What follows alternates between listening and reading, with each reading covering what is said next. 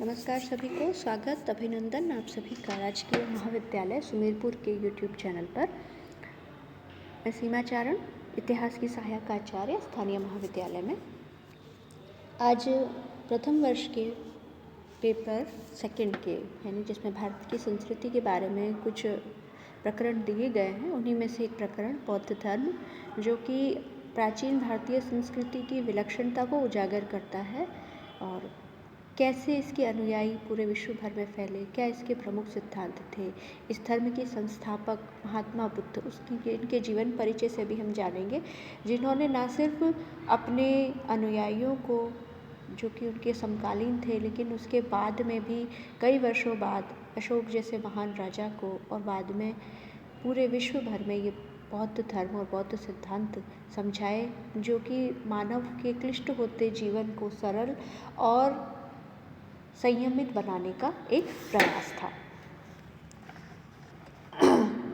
महात्मा बुद्ध का जब जन्म हुआ उस समय जो है वर्ण व्यवस्था वैदिक समाज की वो कठोर रूप धारण कर चुकी थी।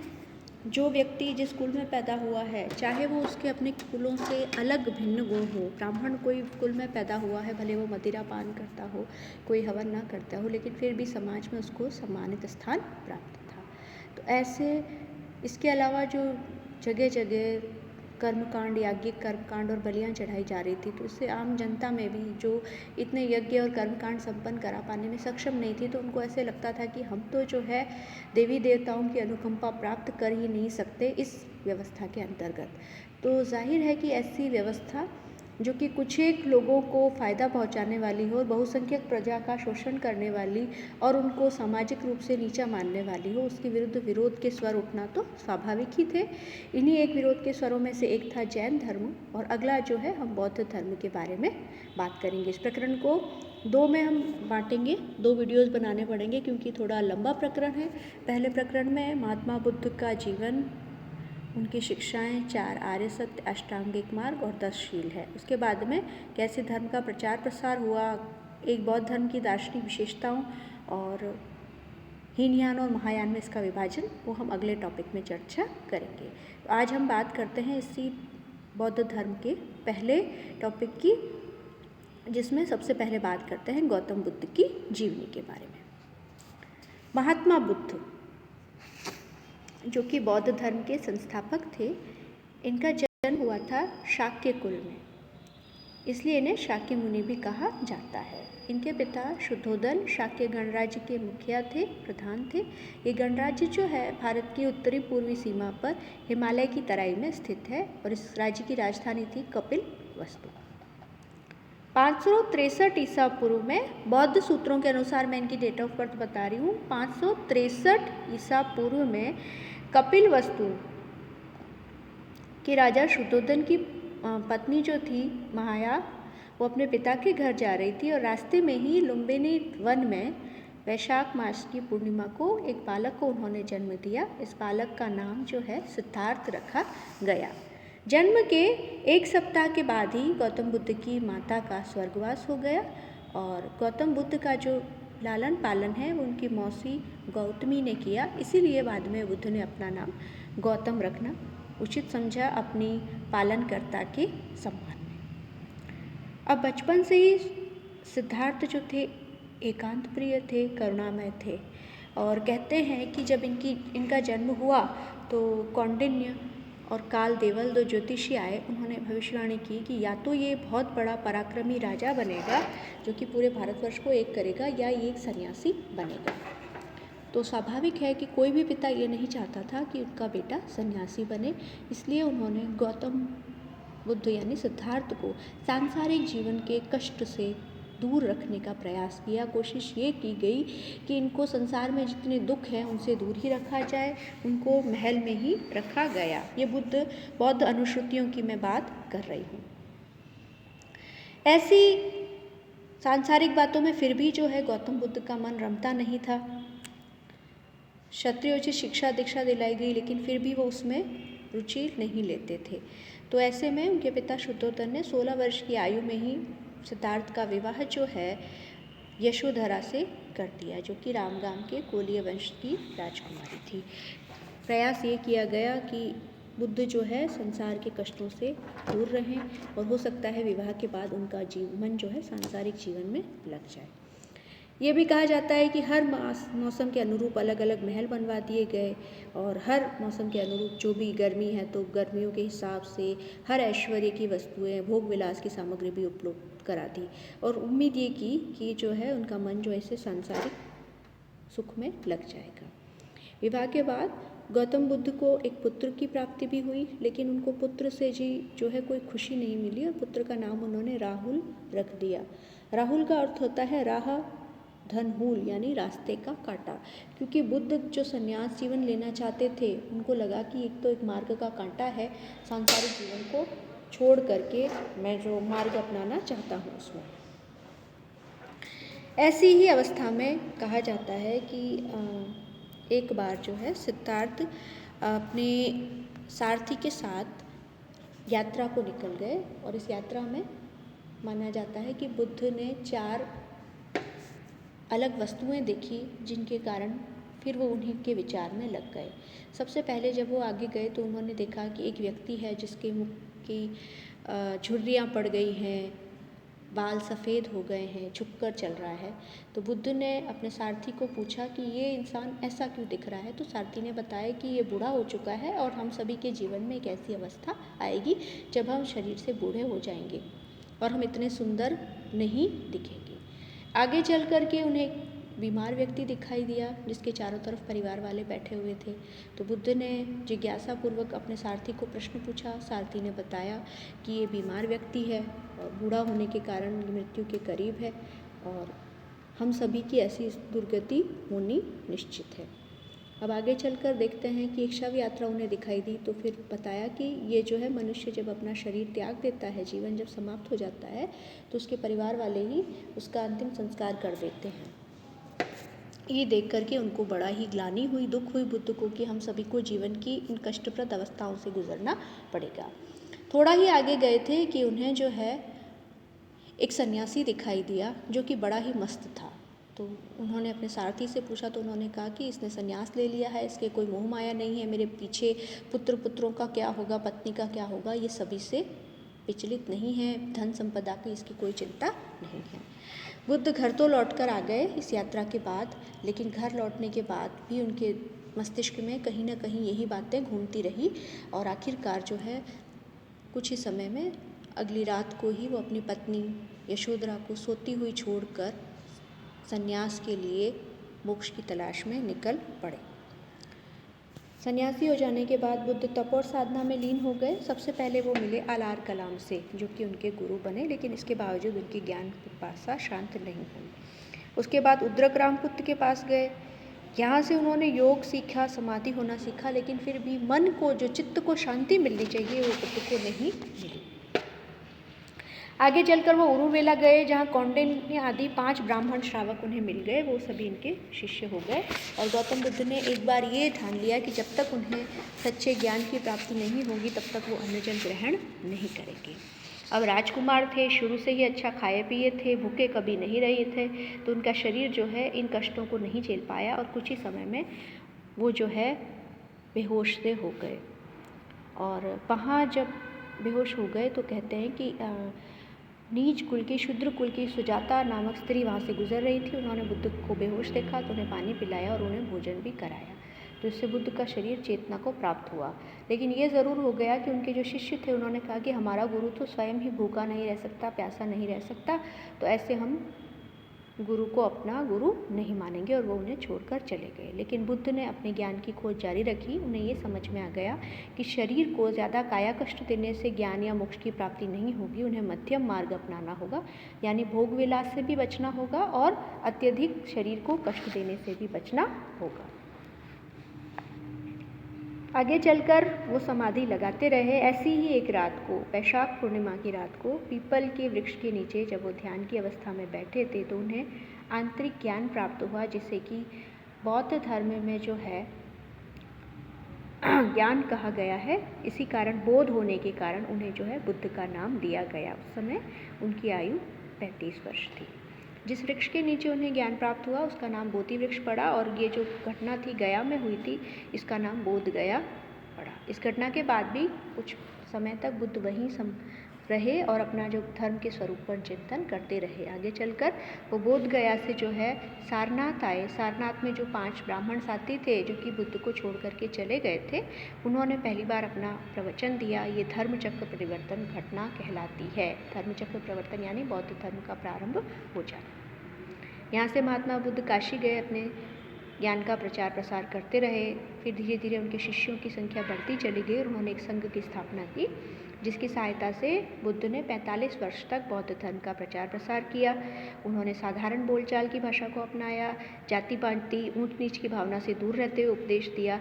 इस कारण कई सारे राजा, आम जन सभी उनके शिष्य बन गए।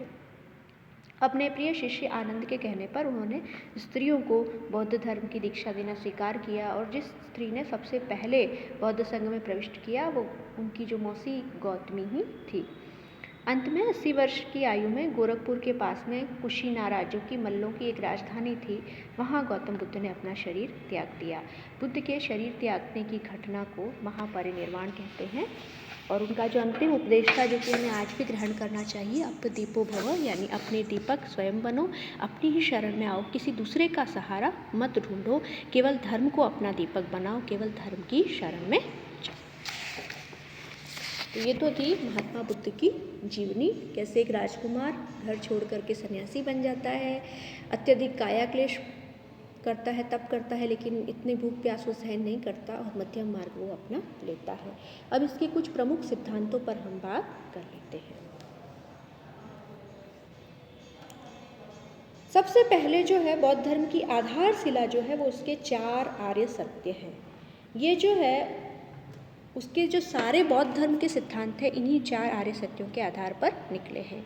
ये 4 आर्य सत्य हैं: दुख, दुख समुदय, दुख निरोध और दुख निरोध गामिनी प्रतिपदा। अब थोड़ा सा हम विस्तार से समझते हैं। पहला आर्य सत्य है दुख। बौद्ध धर्म दुखवाद को लेकर चला। बुद्ध ने कहा है कि पूरा मानव जीवन ही दुखी है। किसी को किसी बात का दुख है तो किसी को दूसरी बात का दुख है।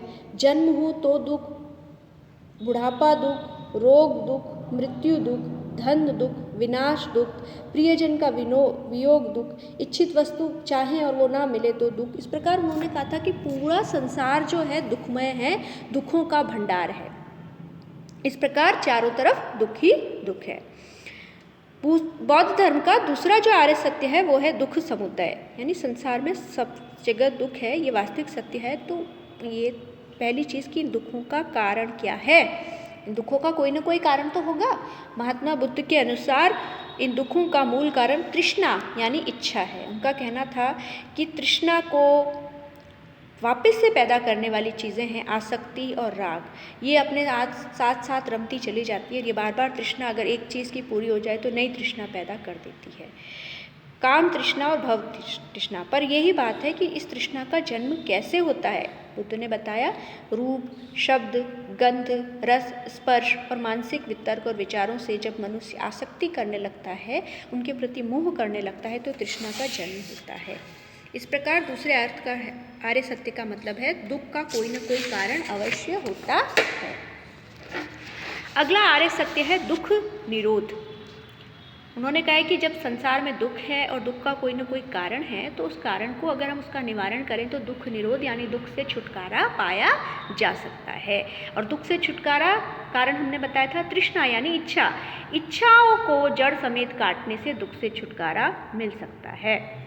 बुद्ध का कहना था कि संसार में जो कुछ भी प्रिय लगता है, संसार में जिसमें रस मिलता है, उसे हम जब दुख स्वरूप समझेंगे और उससे डरेंगे तो ही हम तृष्णा को छोड़ सकते हैं। रूप, वेदना, संज्ञा, संस्कार और विज्ञान, इन सब का विरोध ही दुख निरोध है। अब अंतिम जो आर्य सत्य है वो है दुख निरोध गामिनी प्रतिपदा या दुख निरोध का मार्ग। दुखों पर विजय प्राप्त करने का जो मार्ग बुद्ध ने बताया है, वो कहा गया है कि कोई भी व्यक्ति अगर इन मार्गों का अनुसरण करे तो दुखों पर विजय प्राप्त कर सकता है। वो मार्ग दुख निरोध गामिनी प्रतिपदा के नाम से विख्यात है। इसमें 8 इसके अंग बताए गए हैं। इसलिए इसको अष्टांगिक मार्ग यानी 8 अंगों वाला मार्ग कहा गया है। ये जो अंतिम आर्य सत्य है इसी के अंतर्गत अष्टांगिक मार्ग आते हैं। अब हम जान लेते हैं कि अष्टांगिक मार्ग जो हैं वो कौन कौन से हैं। बुद्ध ने बतलाया कि सांसारिक वस्तुओं को भोगने की इच्छा ही सारे दुखों का मूल कारण है। यही तृष्णा आत्मा को जन्म मरण के बंधन में जकड़े रखती है। अतः निर्वाण या मोक्ष प्राप्ति के लिए तृष्णा को मिटा देना जरूरी है। इसको मिटाने के लिए मनुष्य को अष्टांगिक मार्ग का अनुसरण करना चाहिए। ये मार्ग जो है जीवन यापन यानी एक तो बहुत अधिक भोग विलास करना और बहुत अधिक शरीर को कष्ट देना, उन दोनों के बीच की स्थिति में है, इसलिए इसको जो है मध्यम मार्ग भी कहा गया है। इन अष्टांगिक मार्गों के 8 अंग हैं। सबसे पहला अंग है सम्यक दृष्टि। सत्य असत्य, पाप पुण्य, सदाचार और दुराचार में भेद करना ही सही ज्ञान है। इसी से 4 आर्य सत्यों का सही ज्ञान होता है। अगला मार्ग है सम्यक संकल्प। सबसे पहली चीज़ तो पक्का निश्चय करना कि हम कामनाओं से और हिंसा से मुक्त होकर आत्मकल्याण करेंगे, यही सम्यक संकल्प है। अगला है सम्यक कर्मांत। सब कर्मों में पवित्रता रखना, चाहे कुछ भी कर्म करो उसमें हिंसा नहीं होना चाहिए, किसी की प्रति द्रोह या विद्वेष नहीं होना चाहिए और दुराचरण से बचते रहना, ये सारे सत्कर्म करते समय ध्यान रखना चाहिए, अपने सभी कर्मों में ध्यान रखना चाहिए। उसके बाद है सम्यक आजीव यानी न्याय। जो भी आप आजीविका अपना रहे उसमें न्याय का रास्ता होना चाहिए और जीवन निर्वाह से निषिद्ध मार्गों का त्याग करना चाहिए। अगला है सम्यक प्रयत्न। इसे सम्यक व्यायाम भी कहते हैं। इसका अर्थ है कि अच्छे कर्मों के लिए लगातार प्रयास करते रहना। उसके बाद में है सम्यक स्मृति। लोभ आदि चित्त के संतापों से बचना और उत्तम शिक्षाओं को याद करना। सम्यक वाणी, सत्य, विनम्र और मृदु वचन और वाणी पर संयम रखना ही सम्यक वाणी है। सम्यक समाधि, राग और द्वेष से अलग होकर के, रहित होकर के चित्त की एकाग्रता को बनाए रखना। तो ये थे अष्टांगिक मार्ग बुद्ध के बताए गए, जो कि चौथे आर्य सत्य के अंतर्गत आते हैं। इनको मध्यम प्रतिपदा भी कहता है।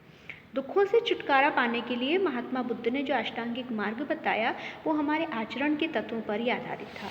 उसमें ना तो शरीर को कष्ट और क्लेश देने की बात की गई है, कितना कष्ट दो कि हमारा शरीर झेल ही नहीं पाए और तपस्या करो, और अत्यधिक भोग विलास से भी दूरी की बात कही गई है। दोनों के बीच में अतियों के बीच का ये मार्ग था, इसलिए उसे मध्यमा प्रतिपदा या मध्यम मार्ग भी कहा गया है। बुद्ध के अनुसार इनके पालन से मनुष्य निर्वाण पथ की तरफ अग्रसर हो जाता है। अब इसके अलावा बुद्ध की शिक्षाओं में से एक और शिक्षा थी 10 शीलों की शिक्षा है। अपनी शिक्षाओं में बुद्ध ने शील या नैतिकता पर बहुत अधिक बल दिया।